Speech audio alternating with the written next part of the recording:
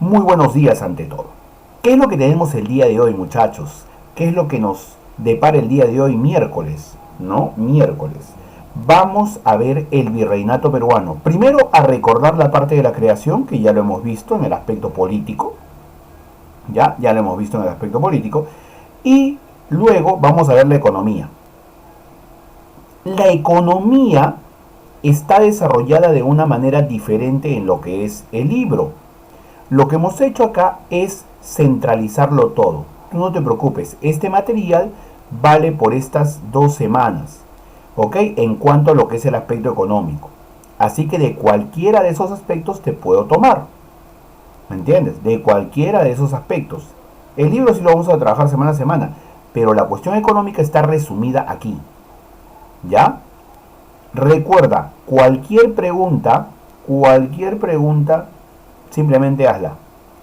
Si no quieres hablar por ahora, ahí tienes el chat abierto en todo momento. Pero pregunta, no te quedes con la duda. ¿Cómo se llama lo que vamos a hacer? El virreinato peruano. ¿Qué cosa es el virreinato peruano? Es lo primero que debes saber. ¿Qué cosa es el virreinato peruano? Es lo primero que debes saber. Y entonces, si tú te das cuenta, el virreinato peruano es un sistema político de gobierno. Es una forma de gobierno, ¿ya? Instaurada por la corona española en sus colonias de América. O sea, es la forma de gobierno como los españoles nos gobernaron. Y duró cerca de 300 años. Duró cerca de 300 años. ¿Ok? Por eso dice, sistema político de gobierno instaurado por la corona española en sus colonias de América. Eso es lo que nos dice el concepto. Ahora, creación. ¿Cuándo se creó el virreinato? El virreinato se creó mediante las nuevas leyes de Indias de 1542. Mediante las nuevas leyes de Indias de 1542. Eso se hizo. ¿Está bien? Mediante las nuevas leyes de Indias de 1542. Ya, así se llama el documento con el cual se creó el virreinato. Recordarás tú, nuevas leyes o leyes nuevas, es lo mismo, de 1542. Promulgadas por el rey Carlos I, o también es conocido como Carlos V. No hay problema. Es Carlos I porque así le llaman en España, ese es el título que tiene en España, y es Carlos V porque así le llaman en Alemania. ¿Ok? Es la misma persona, pero con distinta denominación. ¿Cómo se llama el documento donde está incluido esas nuevas leyes de Indias? Se llama las Reales Ordenanzas de Barcelona. Las Reales Ordenanzas de Barcelona. O sea, el rey promulgó las Reales Ordenanzas de Barcelona, y dentro de esas Reales Ordenanzas de Barcelona estaba un punto dedicado a sus tierras en América, que es las nuevas leyes de Indias, donde se creó el virreinato del Perú. Donde se creó el virreinato del Perú. Y el virreinato del Perú, en un primer momento, era así como lo ves a la derecha, mira. Ese era el virreinato del Perú. Toda esa tierra corresponde al virreinato del Perú. Y si te das cuenta, está subdividido en audiencias. Mira, audiencia, audiencia, audiencia, audiencia, audiencia. Esas eran las audiencias. Lo amarillo son las regiones no conquistadas, lo que todavía no se ha logrado explorar. Lo verde son los dominios de Portugal, o sea, cuál era el territorio que le correspondía a Portugal en este proceso de expansión europea. Todo gracias al Tratado de Tordesillas, recordarás. Y por último, la gobernación de Venezuela, que está en esta parte de aquí. La gobernación de Venezuela, que está en esta parte norte de América del Sur, pero la gobernación de Venezuela en un primer momento no le correspondía al virreinato del Perú, sino era administrado por el virreinato de México, cuyo nombre real era Virreinato de Nueva España. Eso era lo que teníamos. ¿Está bien? Entonces, eso es un recordatorio de lo que es la aparición del virreinato. La aparición del virreinato. Luego vas a tener esto de aquí. Vamos al aspecto económico, que es lo que nos interesa. el aspecto económico. Lo primero que debes saber es, como dice aquí, los principios de la economía colonial. Los principios de la economía colonial. ¿Está bien?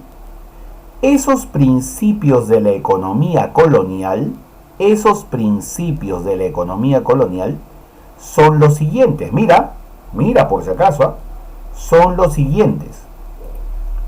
Número 1, mercantilismo. Primer principio. Profesor, ¿cómo que principio? Es como decir la característica principal de la economía virreinal. Eso quiere decir. Ese es un principio. Y entonces, el mercantilismo, dices. Primer principio, mercantilismo.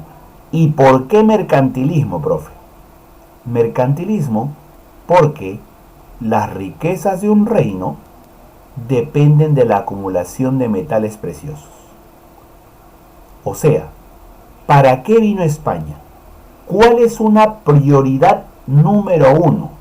¿Cuál es una importancia número 1 acá que realizaba España cuando estaba acá? La prioridad número 1, profesor, era acumular metales preciosos.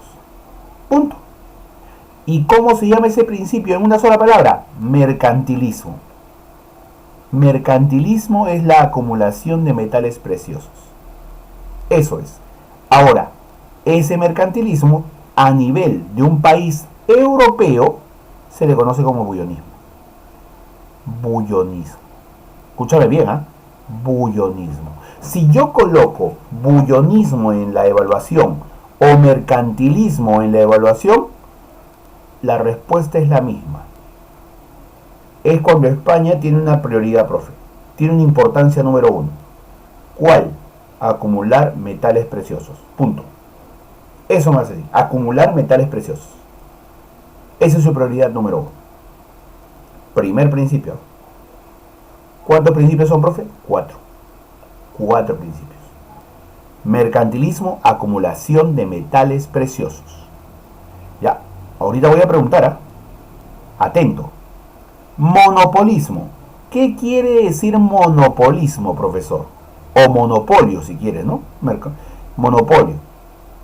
Ese es otro de los principios de la economía colonial. El monopolismo me dice, ¿sabe qué? España podía comercializar con sus colonias. Y las colonias, o sea el virreinato, solo podían comercializar con España. Con nadie más. Nadie más. O sea, el virreinato del Perú y el virreinato de México y todos los virreinatos que tenga España acá, solamente están autorizados a comerciar con España. No pueden comerciar con nadie más, ni con Inglaterra, ni con Francia, ni con Italia. No, está prohibido. España lo ha determinado así. Ese es monopolio, ese es monopolismo. Las colonias solo pueden comerciar con España, con nadie más. ¿Eso cómo se llama, profe? Segundo principio, monopolismo. Monopolismo.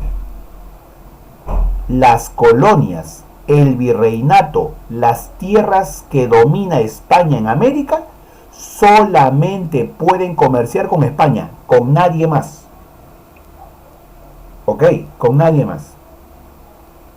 Y a ver, vamos a probar a la gente, Díganme, muchachos, díganme ustedes,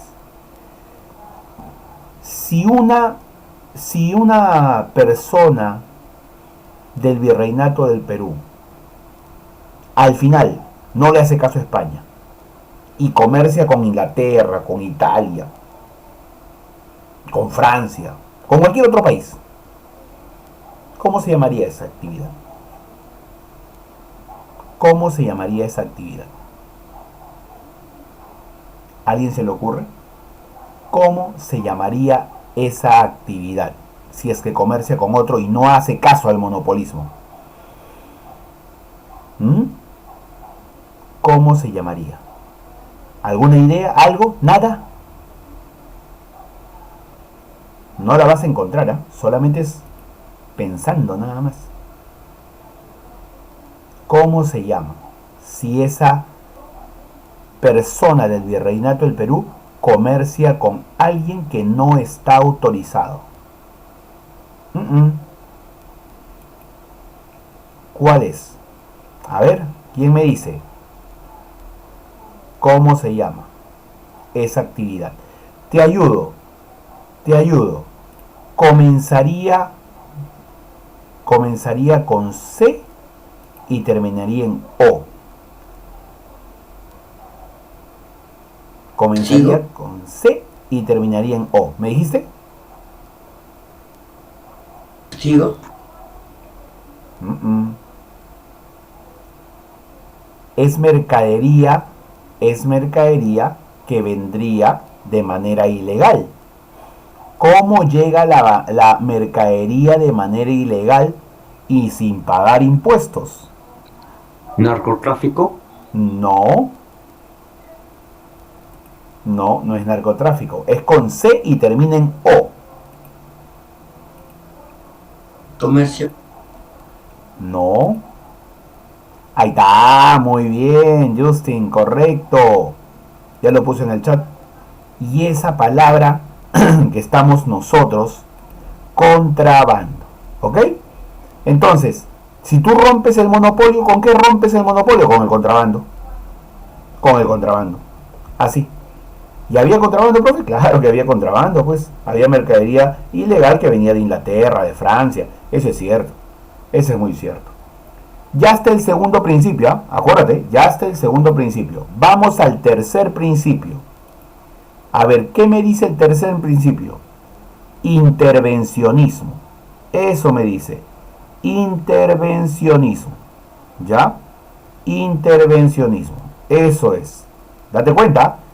Intervencionismo. Creo que no merece explicación, ¿no? La corona española controla directamente el virreinato. Control directo de España sobre todas las actividades económicas de sus virreinatos. Intervencionismo. Es cuando España interviene, ¿no?, sobre el virreinato que tiene acá en lo que es, pues, América. Creo que no habría problema ahí, ¿no? ¿Sí o no? No habría problema, por si acaso. ¿Ya? No habría problema. Intervencionismo. ¿Ya? Intervencionismo. Luego, cuarto principio. Mira cuántos van, ¿ah? Mira. 1. Mercantilismo. 2. Monopolismo. 3. Intervencionismo. Y cuarto principio, exclusivismo. ¿Qué es el cuarto principio? Exclusivismo. Exclusivismo. Date cuenta. Exclusivismo. ¿Ok? Es la existencia de puertos exclusivos para el comercio. La existencia de puertos exclusivos para el comercio. Existencia de puertos exclusivos para el comercio.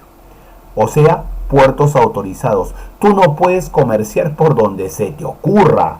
Tú no puedes comerciar por donde se te venga en gana. Tú tienes que comerciar por puertos autorizados. Y puertos autorizados solamente eran los siguientes: Callao, Panamá, Portobelo, Veracruz, eso es del Virreinato de México por si acaso, y Cartagena de Indias. Cartagena de Indias queda en Colombia.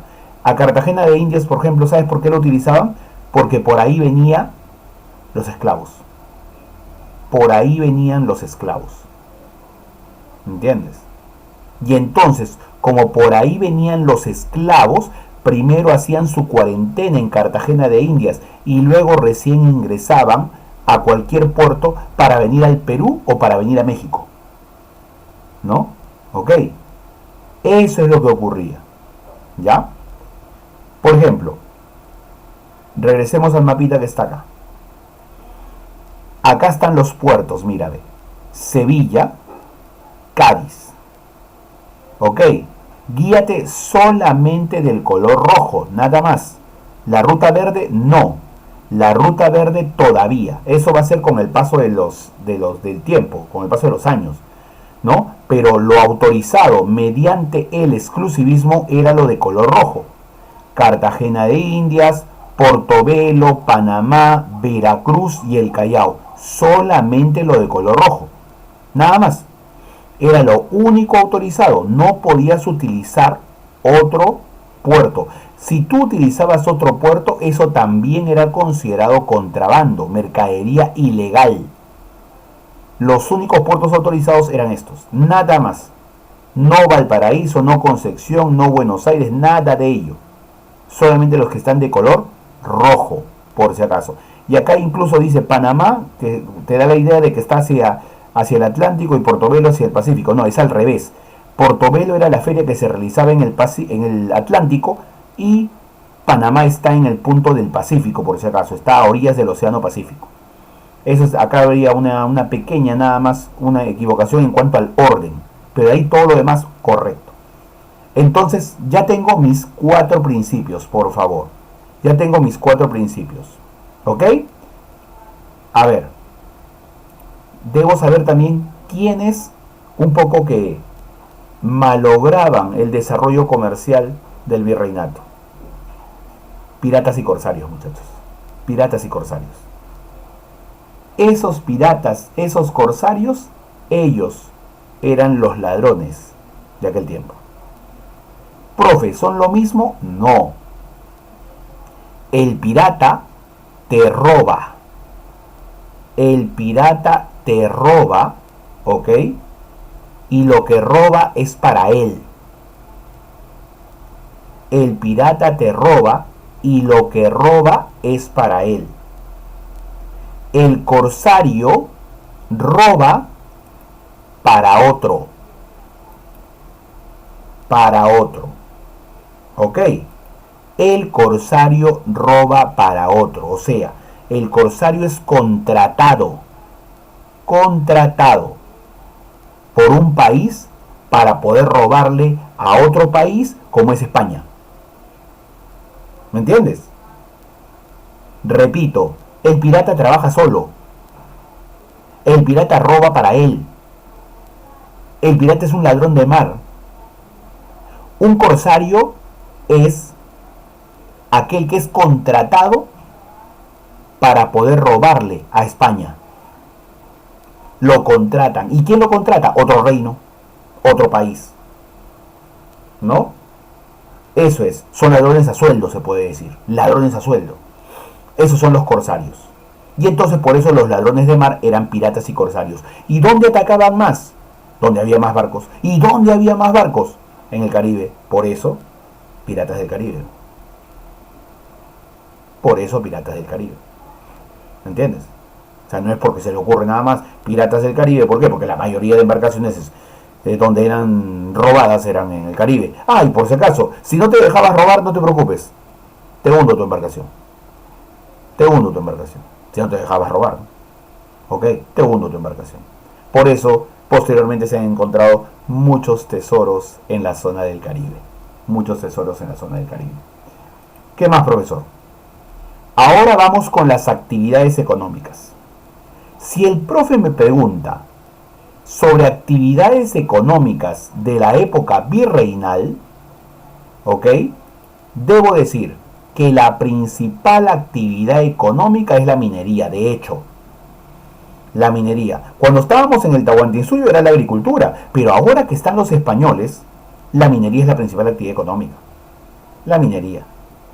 ¿No ves que tienen una prioridad? Uno de los principios dice que su prioridad es la acumulación de metales preciosos. Por eso ellos desarrollan la minería. Fue la principal actividad económica. ¿Y cuáles son las minas que destacan en aquel tiempo?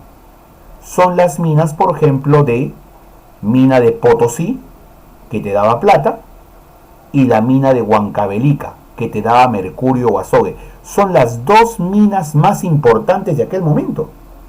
La mina de Potosí y la mina de Huancavelica. Potosí te da plata, el mineral, y Huancavelica te da el mercurio o azogue. ¿Para qué sirve el mercurio o azogue? Para purificar la plata. Para purificar la plata, para que la plata sea más, como se dice, pues, más pura. Y si es más pura, es de mejor calidad. Y si es de mejor calidad, cuesta más. cuesta más. Simple. ¿Cuál era la forma de explotación en aquel tiempo? ¿No? O sea, los españoles vinieron acá y buscaron una forma de explotar a los indios. ¿Cuál fue esa forma de explotación? La mita. La mita. La mita. Profe, pero la mita no era una forma de trabajo del Tahuantinsuyo, ¿correcto? Era una forma de trabajo del Tahuantinsuyo que los españoles se dieron cuenta que existía y luego la utilizaron a favor de ellos. Trabajo obligatorio pero a favor de ellos ahora. Trabajo obligatorio pero a favor de ellos ahora. Se impuso la mita, que es la forma de explotación. Había mita en las minas, mita minera. Había mita en los obrajes, que eran centros textiles, se llamaba mita obrajera. Repito, mita minera, mita obrajera. Mita en las minas, mita en los centros textiles. Eso había. O sea, estaban obligados los indígenas a trabajar en estos lugares. Mita minera en las minas, mita obrajera en los obrajes o centros textiles. Así funcionaba, muchachos. Estaban obligados a cumplir su actividad sin ningún inconveniente. Eso ocurría. ¿Ya? ¿Qué más, profesor? Había un quinto real. ¿Qué es el quinto real? Un impuesto que se aplicaba a la minería. Un impuesto que se aplicaba a la minería.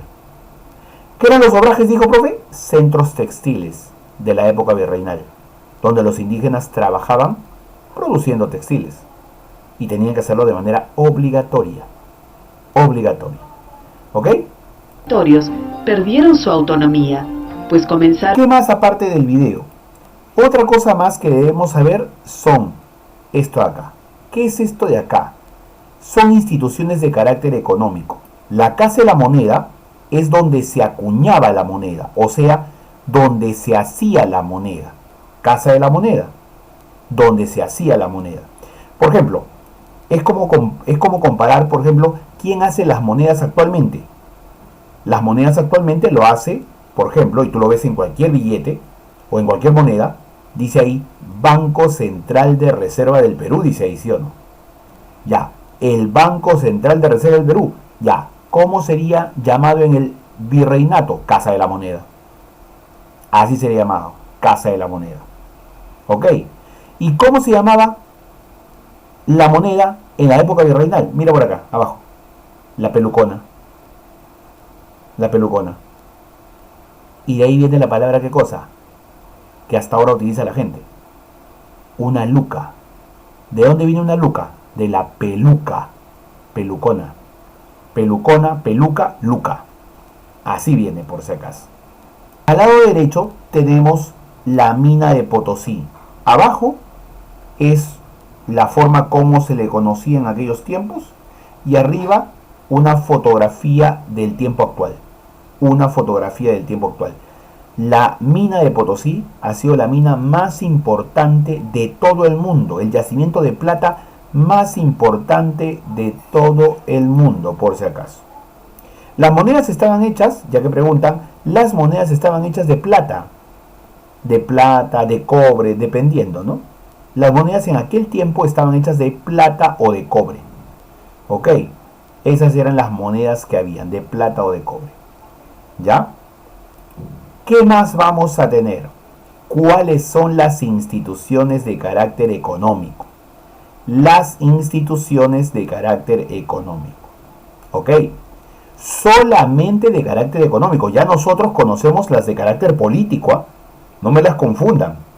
La de carácter político solamente se dedican a eso, a la política, al nombramiento de autoridades, a la cuestión de la ley. Esto que estás viendo acá al frente son de carácter económico y nada más que económico. ¿Está bien? ¿Ok? No me confundas a las autoridades, por si acaso, a las instituciones. Instituciones económicas. A ver, primera institución, la Casa de Contratación. De hecho que esta institución de acá la has encontrado como Casa de Contratación de Sevilla. Bueno, se llama de Sevilla porque funcionó en Sevilla, pues. Pero luego cuando la cambian a Cádiz se llamará Casa de Contratación de Cádiz. Así es, Casa de Contratación de Cádiz. Así es, ¿ok? ¿De qué se encarga? Se encargó de reglamentar el comercio entre España y las colonias.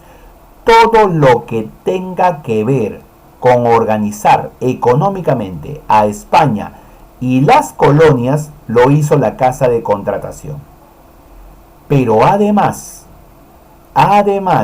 la Casa de Contratación, organiza el sistema de flotas y galeones. ¿Qué son las flotas y galeones? Son los barcos que cruzan el océano Atlántico rumbo a América. ¿Qué son las flotas y galeones? Son los barcos que cruzan el océano Atlántico rumbo a América. Ya sea trayendo mercadería de España o ya sea llevando mercadería a España. Bueno, mercadería no tanto de acá se llevaban sobre todo los minerales. Entonces, la Casa de Contratación de Sevilla se encarga de organizar todo lo referido al aspecto económico y además de organizar el sistema de flotas y galeones, los barcos que van a cruzar el océano Atlántico con mercadería. Flotas, ¿por qué? Porque vienen en mancha. Galeones, ¿por qué? Porque son acompañados de barcos de guerra. Profe, ¿por qué vienen en mancha y acompañados de barcos de guerra? Fácil, pues. Piratas, corsarios. Entonces, caballero, tienen que venir en grupo, tienen que venir en mancha, flotas, y tienen que venir cuidado por barcos militares. Eso es lo que hacía la Casa de Contratación, organizaba todo eso, todo lo referente a América en el aspecto económico. Y la Casa de Contratación funcionaba en Sevilla y luego en Cádiz, o sea, estaba en España, era una institución metropolitana. ¿Por qué metropolitana? Porque está en España, pues, la metrópoli. ¿Y el Tribunal del Consulado, profesor? El Tribunal del Consulado es una institución económica de carácter local, porque no está allá en España, está aquí en América. No está allá en España, está aquí en América. Se llama Tribunal del Consulado. Y todos los grandes comerciantes del virreinato están aquí. Todos los grandes comerciantes del virreinato están reunidos aquí. Todos los grandes comerciantes del virreinato están reunidos aquí, por si acaso. ¿Está bien? Eso es lo que ocurre. Todos los grandes comerciantes están reunidos en el Tribunal del Consulado. ¿Ok?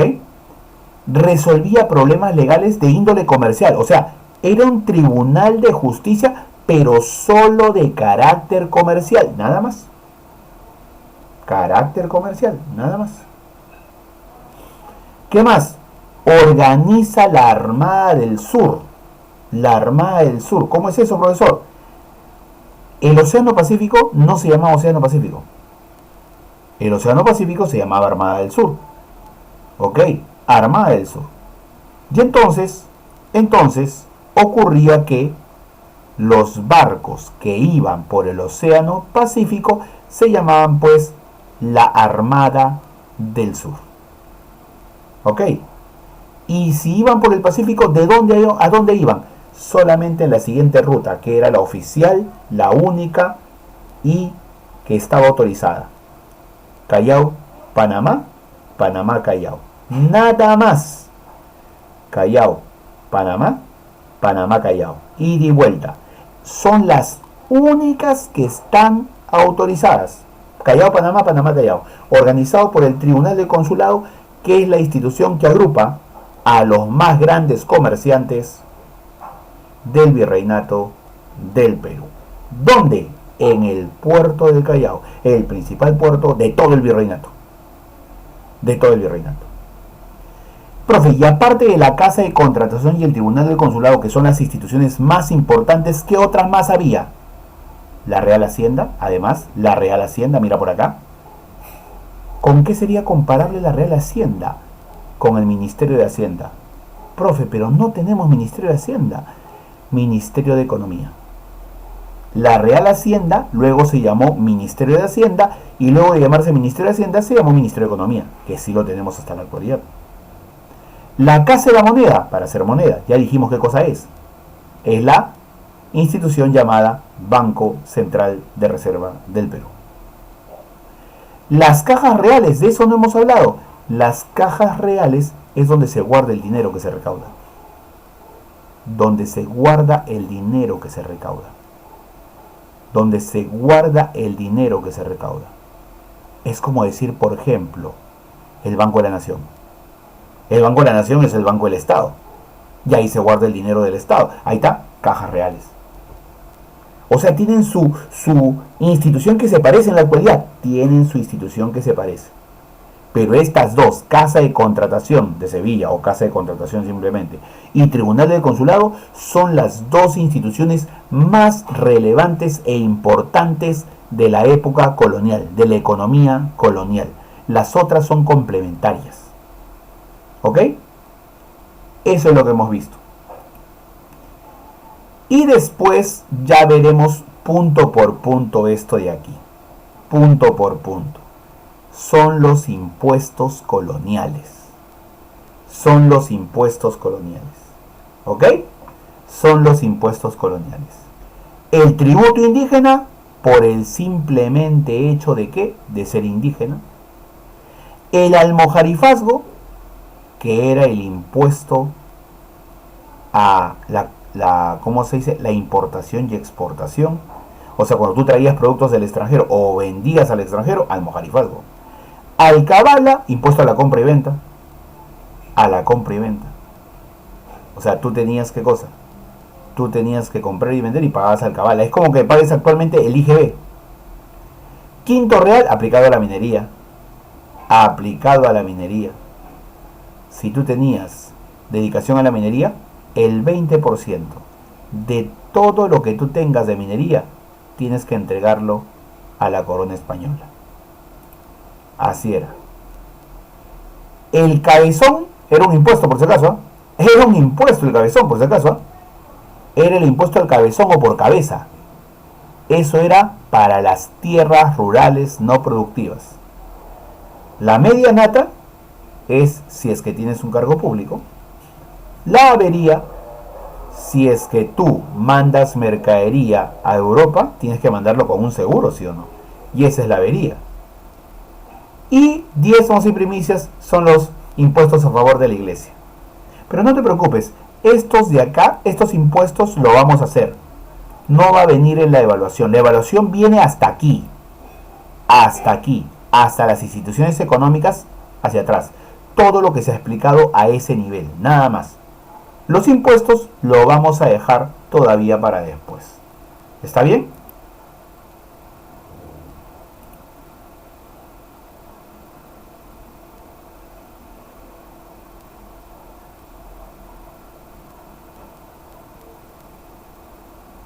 Siguiente.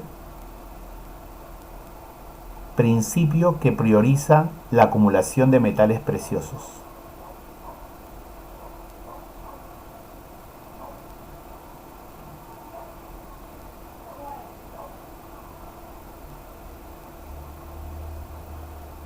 Mercantilismo o monopolismo.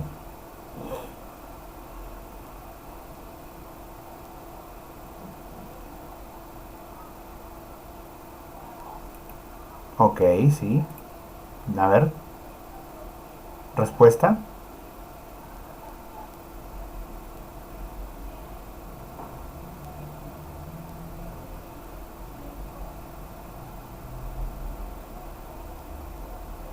¿Qué te quiero resaltar? Organización económica del virreinato.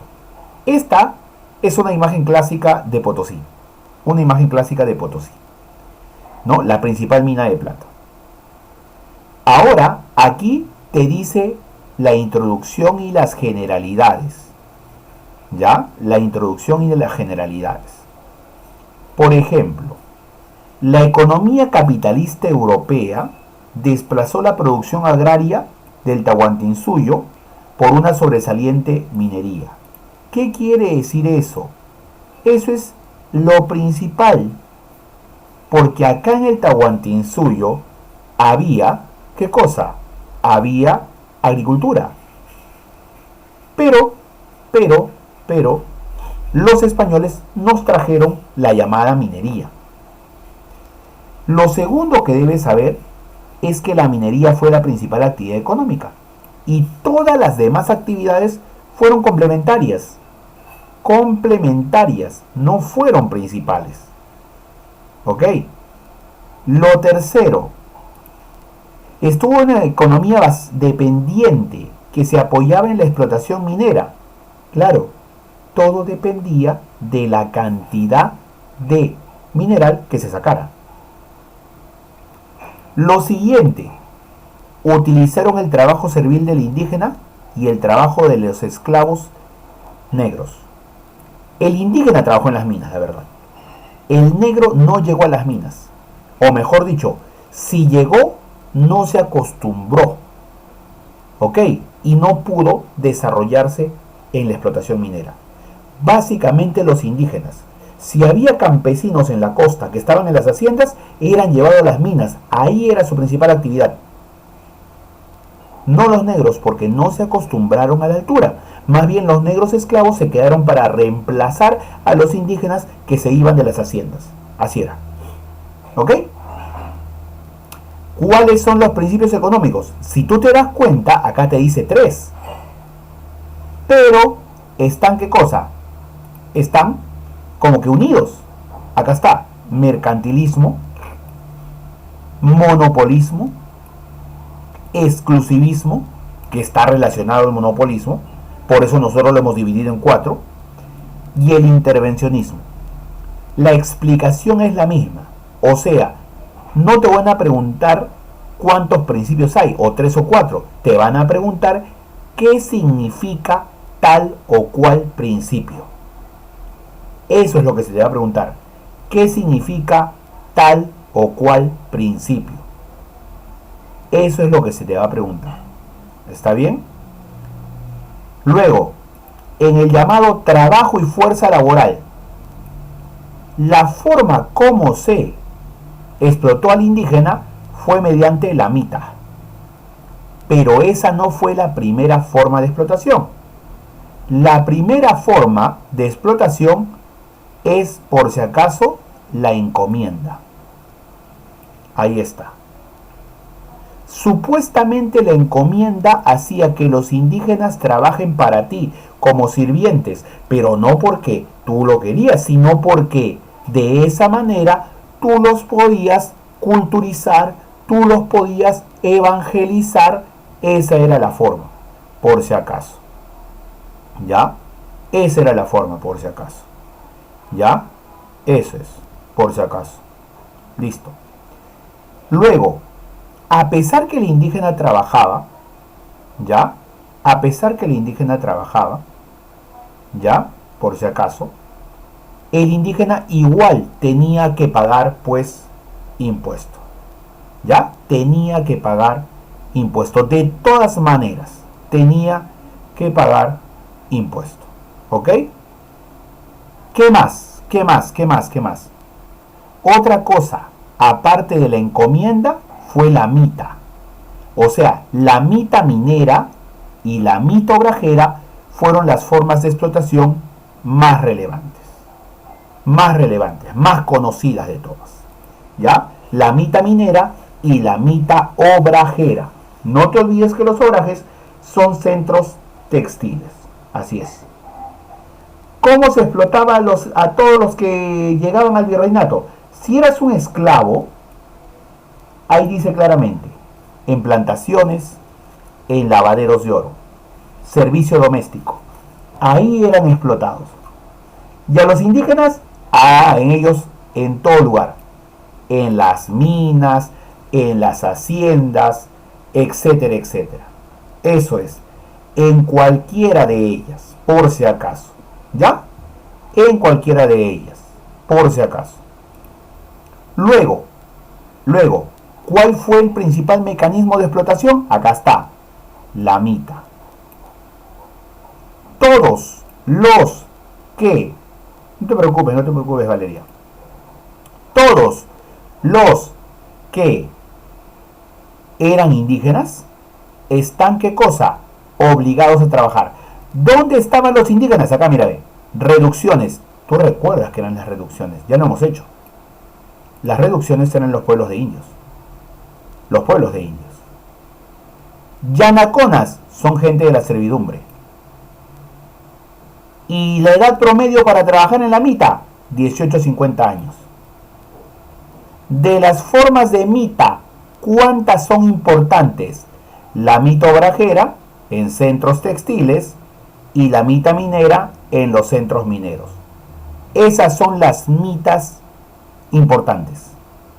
¿Ok? Esas eran las mitas importantes. ¿Ya? Entonces, esta primera parte es la que resume lo que hemos hecho.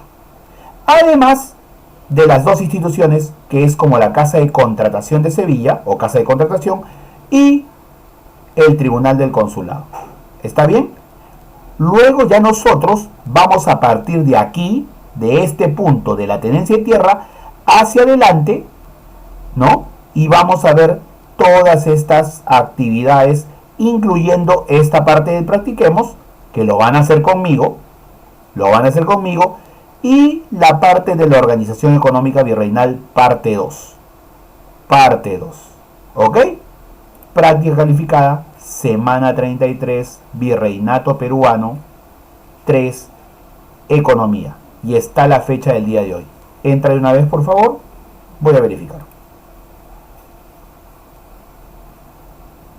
Faltan todavía, tengo 8 personas. Debería haber cerca de 15 personas. Rápido, por favor.